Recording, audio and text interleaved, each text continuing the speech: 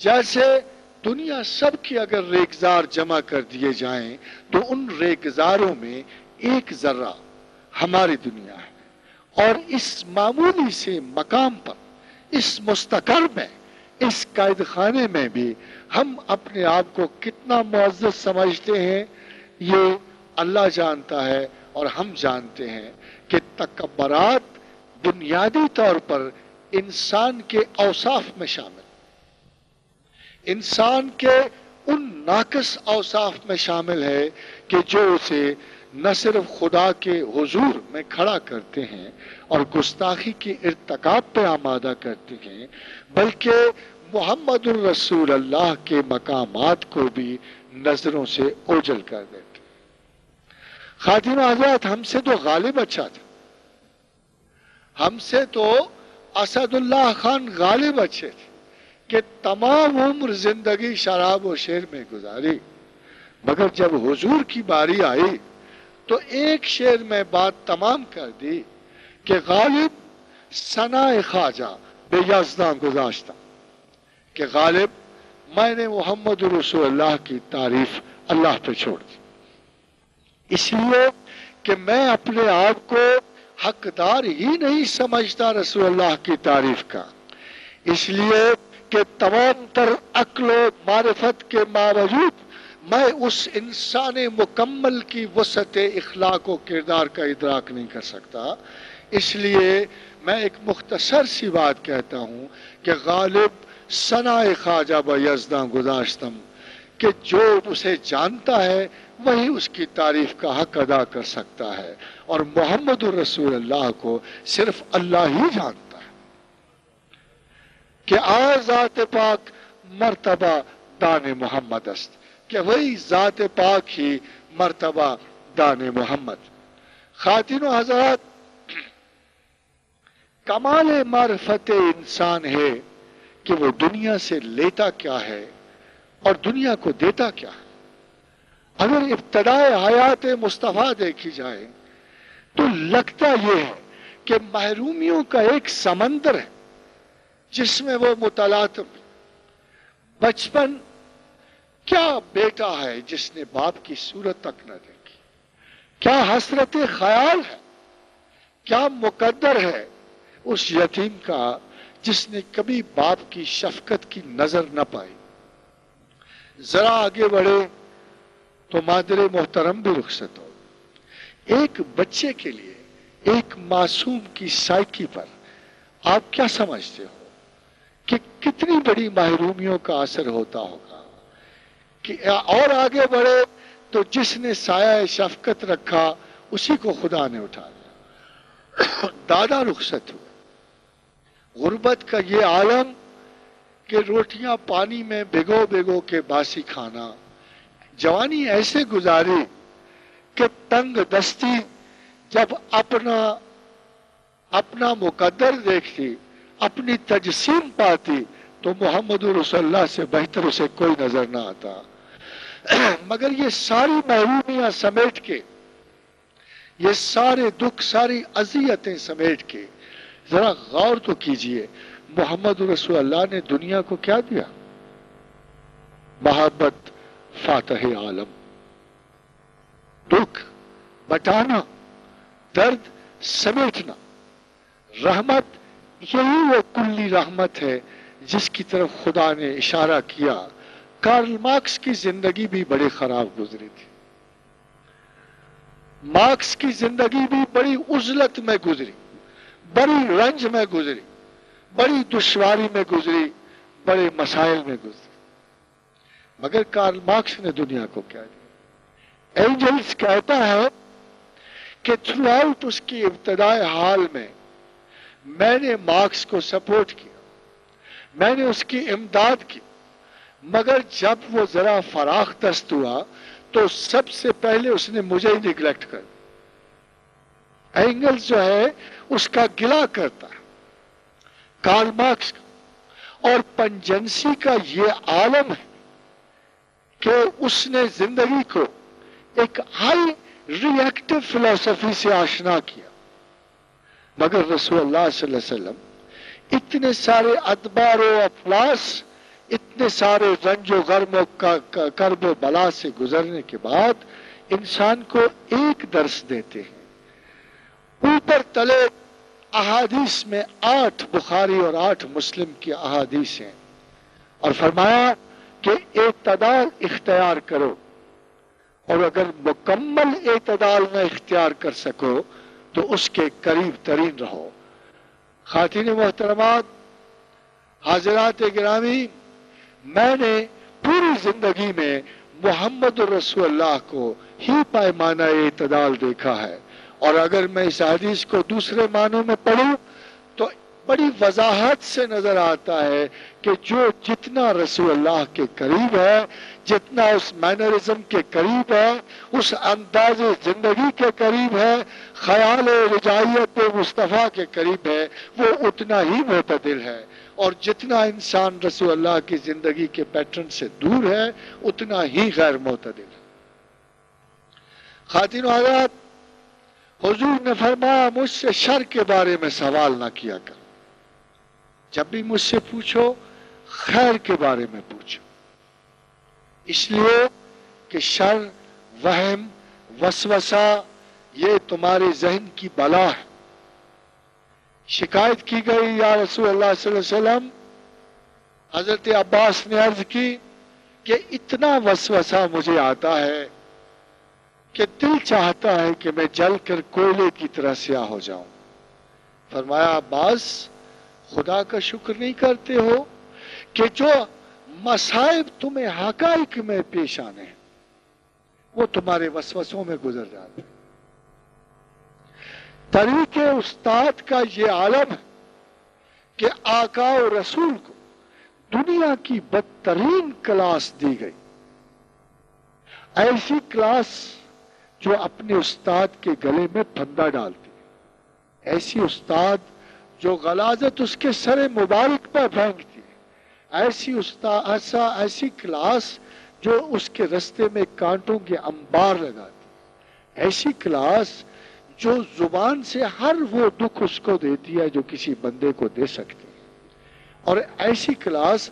جس کے طالب علم استاد کا سر پھوڑنے سے بھی باز نہیں آتی۔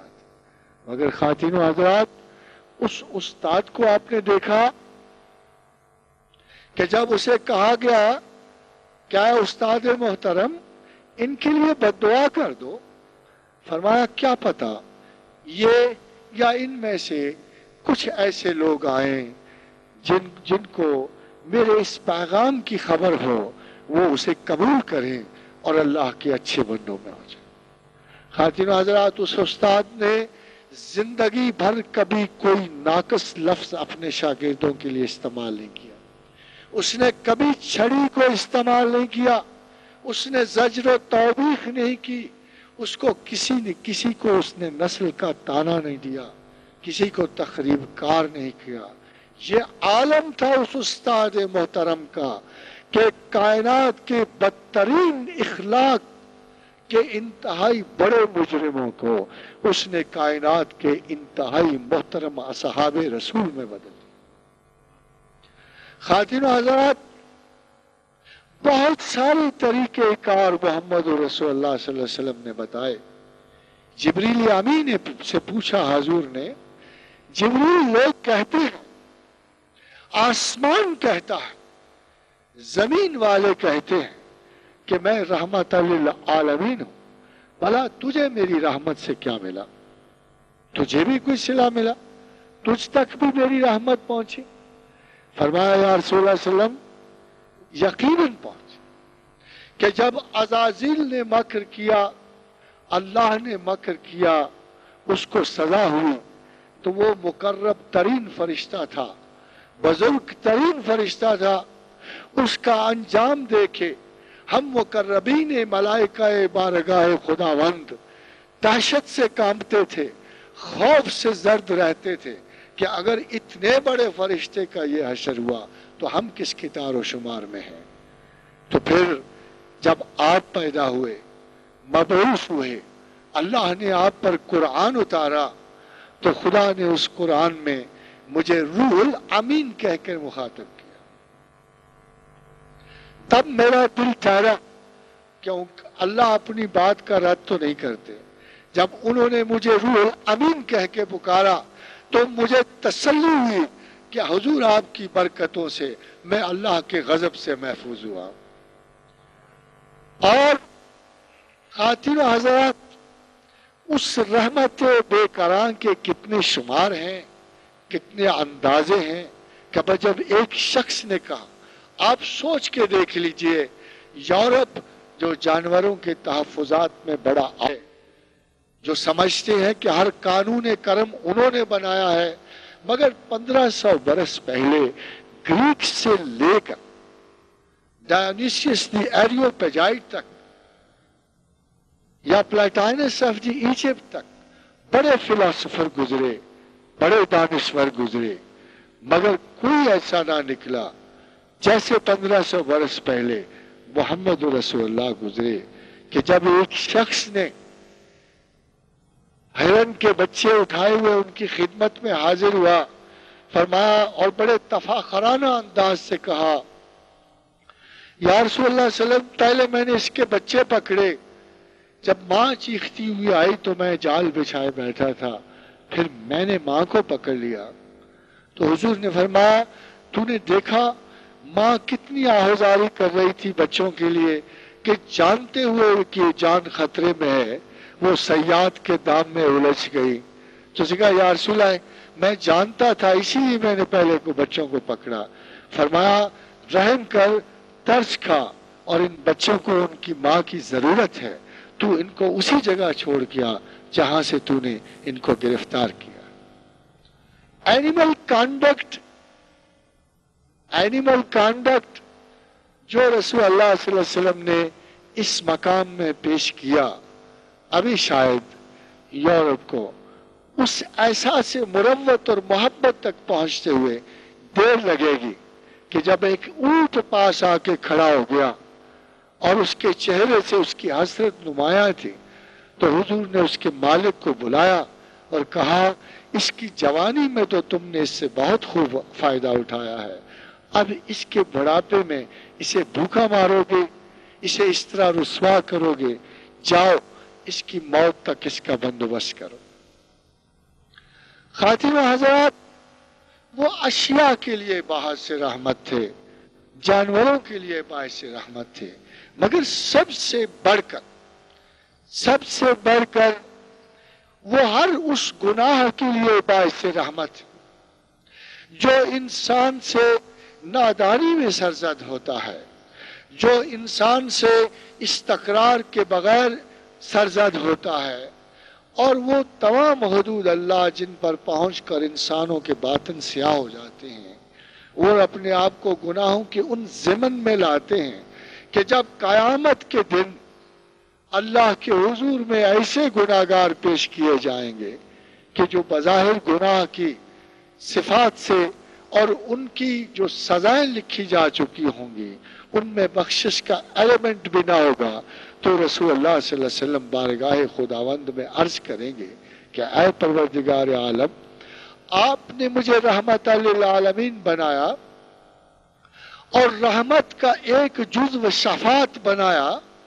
اور مجھے شفیع المذنبین بنایا، اور آپ نے مجھے اجازت بخشی کہ میں اپنے گنہگار مسلمانوں کے لیے سفارش کرتا، تو کیا آج کے دن سے بہتر کوئی دن ہے کہ میں آپ کے حضور سفارش نہ کروں؟ تو فرمایا، محمد ہم آپ سے کیے ہوئے وعدے پورے کریں گے، جاؤ اور جہنم میں ان سارے لوگوں کو نکال لاؤ جو آپ کے نزدیک ایسے، اور حضور نکال کے لائیں گے، پھر جہنم میں کچھ لوگ بچ جائیں گے. خواتین و حضرات، یہ مستند ترین بخاری اور مسلم کی احادیث میں ہے. پھر آپ دیکھیں گے کہ کچھ لوگ بچ گئے، آپ اللہ کے حضور دوبارہ عرض کریں کہ یا پروردگار،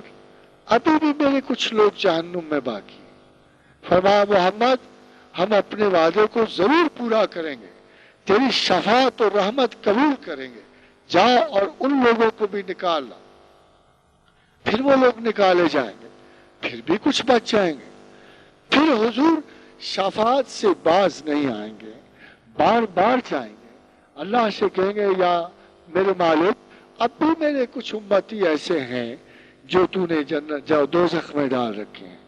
فرمایا میرے رسول جا ان کو بھی نکال لا، میں اپنا وعدہ ضرور پورا کروں گا. جب چوتھی مرتبہ اللہ کے رسول کچھ باقی ماندہ لوگوں کے لیے جائیں گے تو پروردگار کہے گا اے رسول ہم نے تجھ سے وعدہ پورا کیا، اب جہنم میں کوئی ایسا موجود نہیں ہے جو تیری شفاعت و رحمت کا مستحق ہو. اب تو جن مسلمانوں کو جہنم میں دیکھ رہا ہے ان کو کتاب نے روک رکھا، ان کو کتاب نے روک رکھا. اور خواتین و حضرات کتاب کا مطلب یہ ہے کہ جو نام کے مسلمان ضرور تھے مگر جنہوں نے خدا کی وحدانیت کا کبھی اقرار نہیں کیا، اور جو منافقانہ طور پہ اللہ کو مانتے رہے اور اللہ کو کبھی سزا و جزا کا مالک نہیں سمجھا، جنہوں نے ہر سبب دنیا کو اپنا خدا جانا مگر اسباب دنیا کے خالق کو کبھی اپنا خدا نہیں جانا، صرف وہ لوگ جہنم میں رہ جائیں گے، چاہے ان کے نام کافرانہ ہو چاہے ان کے نام مسلمانانہ ہو.